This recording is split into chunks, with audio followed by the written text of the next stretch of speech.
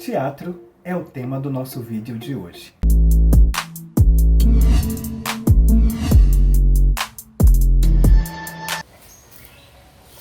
Quem nunca ouviu esta frase? Ser ou não ser? Eis a questão. De William Shakespeare. Precisava comer, velho. Esse filho da puta não deixava. Esse filho da puta não deixava nem eu. Nem homem que tem mais briga do que eu. Olhar com atenção, perceber, contemplar são algumas das experiências proporcionadas pelo teatro. Da Grécia Antiga às formas contemporâneas, observamos o desenvolvimento do teatro na cultura ocidental. Teatro de sombras, teatro de fantoches, teatro de rua são algumas das expressões que compõem este mosaico que é o teatro. Isto sem falar nos musicais, nos monólogos e nas óperas. Mas você pode estar se perguntando, o que é o teatro?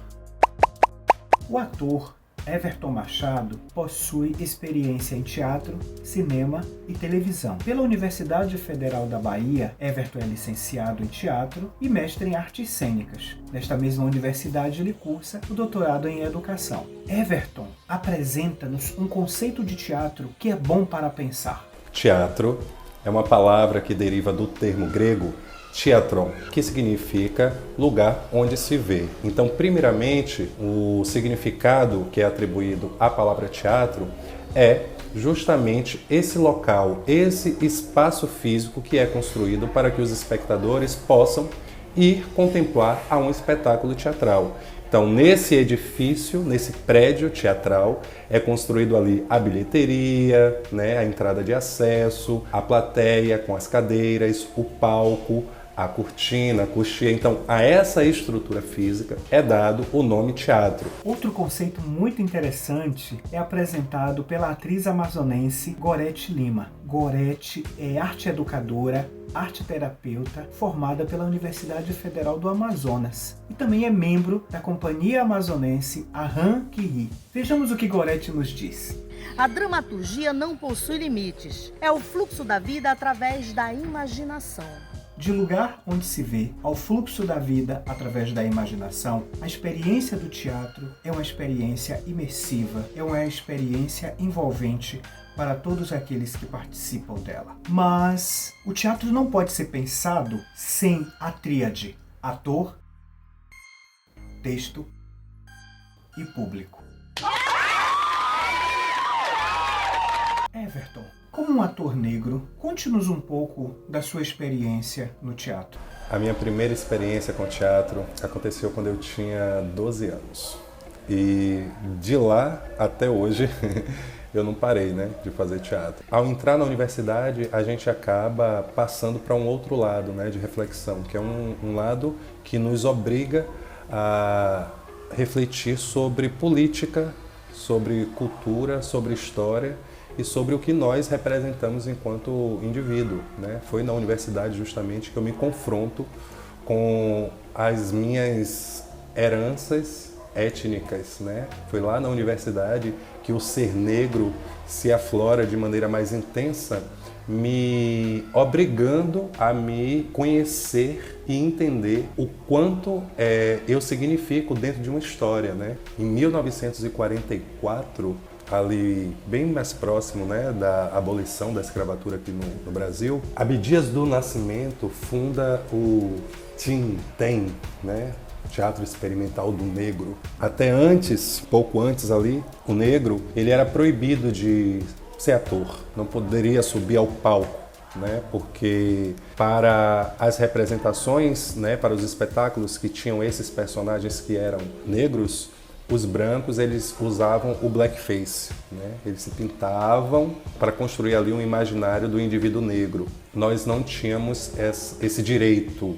A partir desse relato é importante notar que a trajetória pessoal do ator, especialmente do ator negro, ainda possui muitos desafios a serem superados. Um outro elemento muito importante é o texto. Gorete fala-nos um pouco das características do texto no teatro contemporâneo.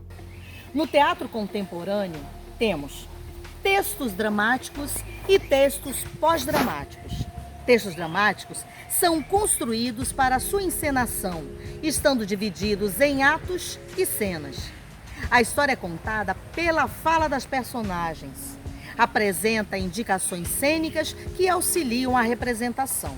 Já nos textos pós-dramáticos, suas principais características são trabalho coletivo, experimentação em encenações, desconstrução de elementos clássicos como encenação, figurino, figura do autor e lógica narrativa. Até aqui foi possível observar que a relação ator-texto é fundamental para o teatro. No entanto, falta um outro componente, que é o público.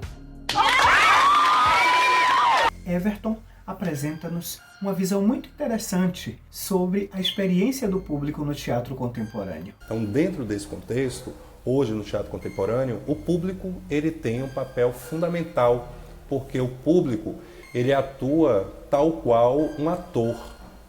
Inclusive, existem experiências teatrais que estimulam justamente esse lugar do tirar o público da passividade. Então, nesse sentido, como ele é o público-alvo, né, o que está ali para receber a mensagem, é o receptor da mensagem teatral, o lugar do público é extremamente essencial para que a magia teatral aconteça, porque se não houver público, né, se não houver quem assista, se não houver quem esteja ali de receptor, né, daquela mensagem, o teatro ele não acontece, ele para, né, ele trava. Então ele precisa dessa via dupla entre o ator e o espectador. E esse espectador que cada vez mais também é ator.